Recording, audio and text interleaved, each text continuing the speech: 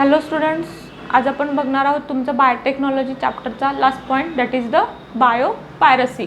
Last लेक्चरमध्ये आपण काय बघितलेलं, पेटेंट. ठीक आहे, म्हणजेच काय बायो पेटेंट हा लास्ट पॉईंटमधला तुमचा सब पॉईंट्स आहे. ठीक आहे, मी परत एकदा सांगते, म्हणजेच काय bio ethics, bio patent and bio piracy. हा बायो पायरसी तुमच्या चॅप्टर म्हणजेच बायोटेक्नॉलॉजी चॅप्टरचा लास्ट पॉईंट आहे. इथे तुमचा हा पॉईंट संपला की चॅप्टर संपतो. ठीक आहे, मग आता बायो पायरसी म्हणजे काय. आता तुम्ही पायरसी हा मिनिंग खूप ठिकाणी ऐकलाय किंवा पायरेटेड. तुम्ही जेव्हा एखादी मूवी रिलीज होण्याच्या पहिलेच एखादी सीडी तुम्हाला मार्केटमध्ये अवेलेबल होते, म्हणजेच काय म्हणतात तुम्ही त्याला पायरेटेड सीडी किंवा पायरेटेड डाटा म्हणता. म्हणजेच काय, आता सपोज एखाद्या फिल्म मेकिंगनी किंवा काय असते फिल्ममध्ये प्रोड्युसर आणि त्याचा तो डायरेक्टरनी काय केलेलं असतं, एक फिल्म प्रोड्यूस केलेली असते, बरोबर. म्हणजेच काय, त्याला पहिले राईट्स असतात की तुम्ही ती एक कॉपीराईट बनवा त्या मूवीची आणि त्याच्या कॉपीराईटच्या तुम्ही कॉपीज मार्केटमध्ये तुम्ही विकू शकता आणि त्याच्यामधनं तुम्हाला इन्कम सोर्स भेटतो. ठीक आहे, पण काय होतं पायरसीमध्ये, तर तो मूवी म्हणजे तो पूर्ण रिलीज होण्याच्या अगोदरच तुम्ही काय करणार, तो मूवी तिथनं चोरणार, बरोबर, थेफ्ट करणार. म्हणजेच काय झाला, तो डाटा तुम्ही एक कॉपीराईटच्या अगोदरच तुमच्याकडे अवेलेबल असणार. म्हणजे काय झाला, तो पायरेटेड डाटा. मोस्टली सीडीज आपण बघतो पायरेटेड सीडीज आहेत, असं आपण खूप ठिकाणी हा वर्ड ऐकतो. पण मग सेम थिंग तुमच्या काय होते, तर तुमच्या बायोलॉजी फील्डमध्ये पण होते. बायो म्हणजे काय, आता परत लिव्हिंग थिंग्स. म्हणजेच काय, तुम्ही सपोज एखाद्या गोष्टीचं पेटेंट मिळवलेलं आहे, बरोबर. इंडियामध्ये कुठल्या कुठल्या गोष्टींचं पेटेंट मिळवलेलं आहे, तर राईस, बासमती आणि नीम. ठीक आहे, म्हणजेच काय, तुमचं कडुलिंब, त्याच्यानंतर बासमती राईस आणि दुसऱ्या राईसच्या स्पेसिस आहेत, त्याचे इंडियाचे काय होते त्याच्यामध्ये पेटेंट मिळवलेले होते. मग आता काय करतात बाकीच्या कंट्रीमधले जे सायंटिस्ट लोक आहेत, ते काय करतात, बायो पायरसी करतात. म्हणजे काय, तर तुमचा जो ओरिजिनल डाटा आहे किंवा तुम्ही एखाद्या गोष्टीचं पेटेंट मिळवलेलं आहे त्या गोष्टीमध्ये त्यांनी काय करणार, त्याच्यामध्ये मॉडिफिकेशन करणार आणि त्यांची एक नवीन स्पेसिस त्यांनी त्यांच्या नावाने पेटेंट करून ती बाजारामध्ये विकणार. म्हणजेच काय, तुमचा जो डाटा आहे, ठीक आहे, आता कन्सिडर करा तुमचा एक बासमती राईसची तुम्ही एक स्पेसिस तुम्ही फाइंड आउट केली आहे. बासमती राईस कशासाठी मोस्टली फेमस आहे, तर त्याच्या अरोमासाठी तो फेमस आहे, बरोबर. म्हणजेच काय, ऑलमोस्ट राईसच्या 20 लाख स्ट्रेन्स आहेत वेगवेगळे. म्हणजेच काय, 20 लाख त्याच्या वेगवेगळ्या स्पेसिस आहेत. आता तुम्हाला बाजारामध्ये पण वेगवेगळ्या प्रकारचा काय भेटतो, तांदूळ भेटतो, बरोबर. म्हणजेच काय, जेवढ्या स्पेसिस आहेत तेवढ्या तुमच्या इथे काय भेटणार, डेव्हलप वेगळ्या व्हरायटीज भेटणार. मग त्या व्हरायटीज आहेत. म्हणजेच काय, तुम्ही आता मी तुम्हाला लास्ट लेक्चरमध्ये सांगितलं, बायोपेटेंट म्हणजे काय, एखाद्या मायक्रो ऑर्गॅनिझमचा तुम्ही नवीन शोध लावलाय किंवा we are find new micro organism and we get patent of that micro organism. And त्या बायोपेटेंटचं काय भेटू शकतो तुम्हाला, एक इन्कम सोर्स भेटू शकतो. म्हणजेच काय, अप टू 5 इयर्स तुम्ही तो प्रोडक्ट किंवा ती प्रोसेस तुम्ही एखाद्या कंपनीला किंवा तुम्ही स्वतःसुद्धा सेल करू शकता. ठीक आहे, पण बायो पायरसीमध्ये काय होतं, मग तुमचा जो एखादा मायक्रो ऑर्गॅनिझम आहे, एखादा मायक्रो ऑर्गॅनिझम जर एखाद्या दुसऱ्या लोकांनी जर तो चोरला, तर तुमचा तो मायक्रो ऑर्गॅनिझमचं काय हे राहील का, बेनिफिशियरी राहील का, तर नाही राहणार.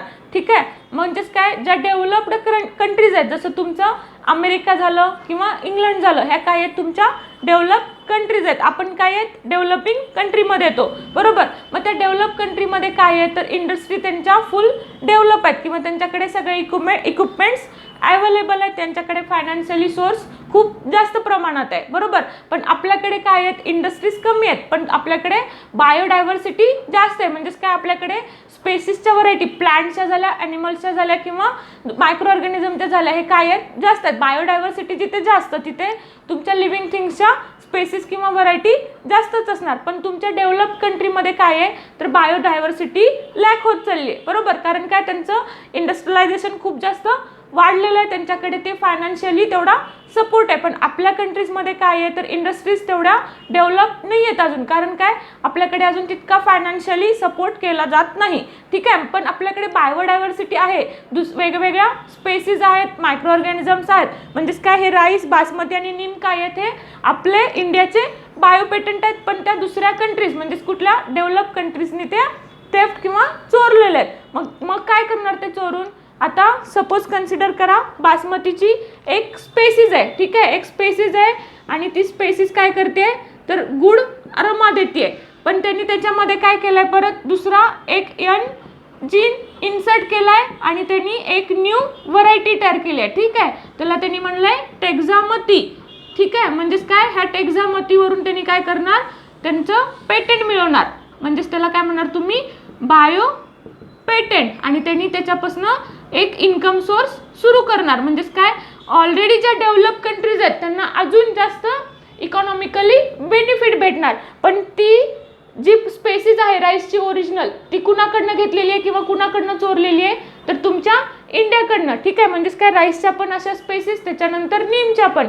आता तुम्हाला नीम माहिती आहे, त्याच्यानंतर टर्मरिक पण आपल्या इंडियामध्ये खूप जास्त काय होत आहे, प्रोड्यूस होत आहे, बरोबर. टर्मरिकचे डिफरंट हे आहेत, त्याचे युजेस आहेत किंवा बेनिफिट्स आहेत. तुमच्या नीमचे पण तुमच्या आयुर्वेदिक पर्पज किंवा आयुर्वेदिकमध्ये खूप जास्त त्याचा यूज केला जातो, बरोबर. म्हणजेच काय, आपला नीम, आपला टर्मरिक, आपला बासमती राईस हे त्यांनी काय करणार, चोरणार आणि त्याच्यामध्ये त्यांनी एक दुसरा जीन टाकणार आणि त्याच्यापासून एक नवीन स्पेसीस तयार करणार आणि सांगणार की these are the our species and take the patent and काय करणार ते त्यांनी त्याच्यापासून एक इन्कम सोर्स सुरू करणार, बरोबर. हे झालं तुमची बायो पायरेसी.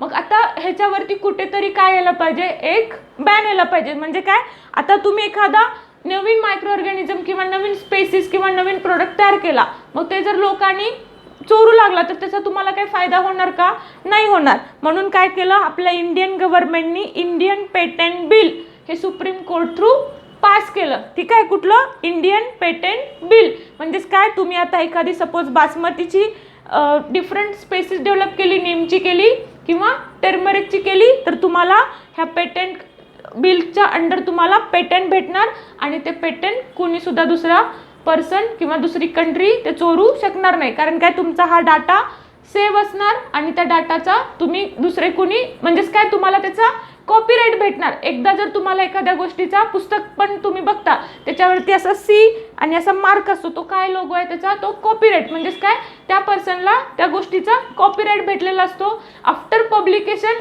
तो व्यक्ती त्याचा डाटा घेऊ शकतो, पण त्याला त्याचा बेनिफिट किंवा त्याला त्याचा जो द्यायला पाहिजे ते देता येतं. पण जर तुम्ही जर कॉपीराईट नसताना जर एखादा डाटा चोरला किंवा घेतला, तर तिथे तुमच्यावरती नंतर क्लेम दाखल केला जाऊ शकतो. म्हणून काय केलं, इंडियाने एक पेटंट बिल पास केलं आणि त्या पेटंट बिल पासमधून तुम्हाला तुमचा डाटा सेव्ह राहणार आणि तिथे तुमच्या व्हरायटी तुम्ही डेव्हलप करू शकणार, ठीक आहे. हे झालं तुमचं बायो पायरसी. इथे तुमचा पूर्ण बायोटेक्नॉलॉजी चॅप्टर संपलेला आहे. आपण त्याच्यामध्ये मेकॅनिझम आणि ॲप्लिकेशन, ॲक्च्युली हे 2 चॅप्टर्स आहेत, ते 2 चॅप्टर तुमच्या एकाच चॅप्टरमध्ये इन्क्लूड केलेले आहेत. मेकॅनिझम वेगळा पॉईंट आहे आणि ॲप्लिकेशन वेगळा पॉईंट आहे. आपण इन डिटेल सगळे पॉईंट्स बघितलेले आहेत. तुम्हाला काही डाऊट असतील तर तुम्ही मला विचारू शकता.